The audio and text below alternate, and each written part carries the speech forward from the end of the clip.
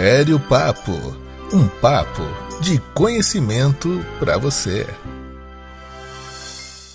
Bem-vindos ao nosso podcast Pério Papo. Meu nome é Daiane Anjos e estou aqui com a minha colega Gabriele Medrato. Gabriele, qual será o nosso assunto de hoje? E quem são os nossos convidados? Olá, Daiane, e aos nossos ouvintes. O assunto de hoje será tabagismo e periodontia, com os doutores Leandro Moro, especialista em pério e implantes, pós-implantes no zigomático, e Vanessa Abreu, pério e implantodontista em formação e ortodontista. E a nossa primeira pergunta é: Doutor Moro, muito obrigada por aceitar o nosso convite. Nós sabemos que o tabagismo é um dos principais fatores de risco da doença periodontal e que a nicotina causa vasoconstrição nos tecidos sanguíneos, causando a diminuição da inflamação gengival, levando esses pacientes a terem uma falsa impressão de saúde do periodonto, por terem menor inflamação e sangramento gengival. Quando o paciente chega no seu consultório, ele sabe que pode ter a doença periodontal? Como é feita a sua pré-consulta? Imagina, Daiane, é um prazer. Então, quando o paciente chega no meu consultório, existe paciente que já sabe que é portador da doença periodontal e existe paciente que não sabe ainda. Então, a pré-consulta, eu faço uma sondagem com a sonda milimetrada, eu avalio a parte biológica, peço os raios-x, periapical, panorâmico, esses são padrões nossos, e também, se necessário, peço uma tomografia. Tá? Hoje já é avaliado alguns casos, uma tomo tem bons resultados com a avaliação do exame da tomo. A respeito do tabagismo e da periodontite, o fumo ele atua na resposta imunológica. Então ele promove muita vasoconstrição e alteração da microbiota oral, citosidade de tecidos bucais. Então essa deficiência imunológica ele resulta na gravidade da doença, aumentando a perda de extensão periodontal e a reabsorção óssea. O que acontece? O paciente tabagista ele não apresenta sangramento e nem edema, justamente por causa da vasoconstrição produzida em função da liberação de adrenalina induzida pela nicotina, que compromete a chegada de células inflamatórias no local. Então ele tem uma descarga grande, por isso ele não tem edema e não tem sangramento. Doutora Vanessa, obrigada por aceitar o nosso convite. Imagina, Daiane, vou te dizer assim que a maioria dos pacientes que chegam até o consultório, eles não sabem que o problema periodontal, a gengivite e a periodontite são uma doença. Então, na maioria das vezes, o paciente ele chega no consultório e ele se queixa de duas coisas: ou o dente está mole ou a gengiva está sangrando. Ele não sabe que é uma doença. Principalmente em pacientes fumantes, eles não têm o sangramento gengival. A maioria dos pacientes que chegam tabagistas, eles chegam com mobilidade grande nos dentes. Então, assim, segundo a nova classificação periodontal, para a gente designar que um paciente tem problema periodontal, eu preciso estar verificando 3 fatores. Primeiro, se você faz a sondagem dos 6 sítios e tem sangramento. Se essa sondagem, quando você coloca a sondinha, tem uma bolsa com mais de 5 milímetros, e se existe perca óssea. Se 30% dos dentes você faz essa sondagem dos 6 sítios e 30% dos dentes de toda a boca tem esses 3 fatores, isso é sinal que o paciente ele tem uma doença periodontal instalada. Doutora Vanessa, o tabagismo interfere no sistema imunológico, se tornando mais difícil do corpo combater as bactérias que causam as doenças periodontais.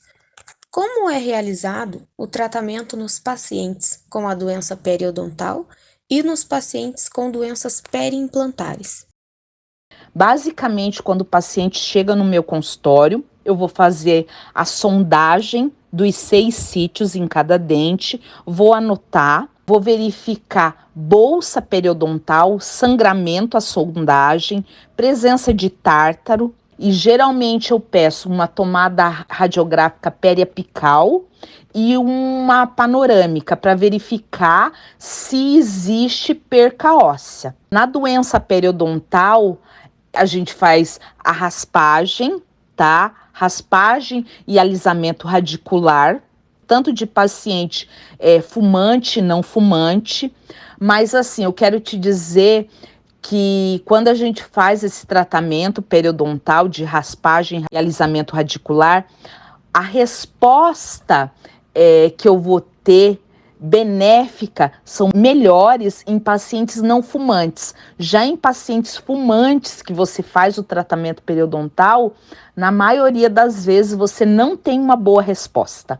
E assim, o que é muito importante também é a instrução de higiene oral, porque os pacientes, a gente aplica a técnica de base modificada, que é uma técnica diferenciada para pacientes que têm periodontite, certo? Além da raspagem, da instrução de higiene oral, é muito importante o controle de placa e o controle do paciente, por exemplo, assim, os retornos, as consultas de retornos para fazer o tratamento da periodontite. Já com a periimplantite é um pouco mais complexo, é um pouco mais difícil, digamos assim.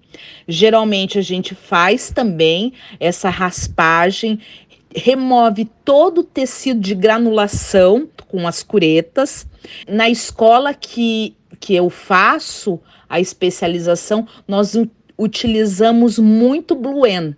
O Bluen é um medicamento composto de oxigênio e essas bactérias presentes nas bolsas periodontais e nas bolsas periimplantares, elas são bactérias que não gostam de oxigênio. Então a gente faz todo o tratamento, faz a raspagem, correto, da região periimplantar, remove todo o tecido de granulação e faz a aplicação de Bluen e orienta o paciente também a utilizar o enxaguatório Bluen. Doutor Moro, sobre o período de cicatrização desses pacientes, sabemos que a nicotina também altera a proliferação dos fibroblastos, que são as células envolvidas na recuperação dos tecidos. Como é o período de cicatrização desses pacientes? E como é realizado o retorno deles no pós-operatório? Uma das principais consequências do tabaco, do cigarro na cicatrização é que as feridas, devido à nicotina, ela reduz o fluxo de sangue. Tem a vasoconstrição, falta oxigenação suficiente para realizar o processo de anti-inflamação, a parte de absorção de colágeno, falta vitamina A, C e E. Então isso prejudica muito.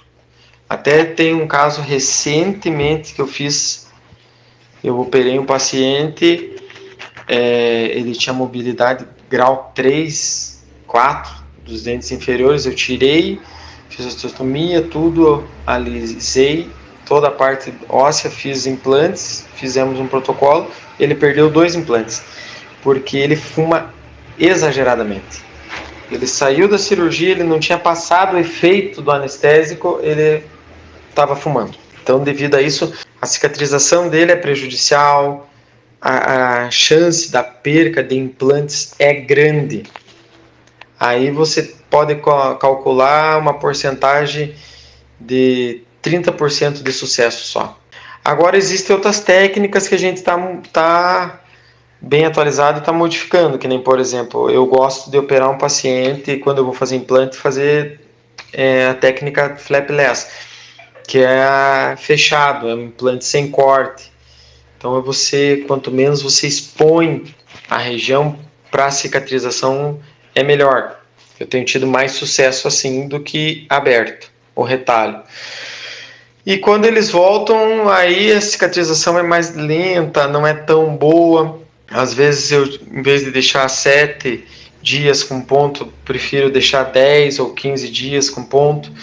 E uma coisa que ajuda é quando eu passo o bochecho com água oxigenada 10 volumes, 3 vezes ao dia. Isso contribui bastante para a recuperação deles. E antibiótico, gente. Paciente de periodontite tem que tomar antibiótico. Qualquer procedimento, se você for tirar um dente, for fazer uma extração de um dente com mobilidade de grau 3, é só um, é um central, é um molar, seja que for, só passa antibiótico. Tem que tomar antibiótico. Eu tenho um protocolo aqui que eu começo com antibiótico 3 dias antes da cirurgia e ele vai tomar por 7 dias. 3 dias antes ele começa, a gente opera e ele continua tomando até fechar os 7 dias. Pério Papo, um papo de conhecimento para você. Chegamos ao final do nosso podcast Pério Papo. Queremos agradecer aos nossos convidados. Deixaremos na descrição o link das redes sociais dos doutores. Eu, Daiane Anjos e Gabriele Medrato, agradecemos aos nossos ouvintes e até a próxima!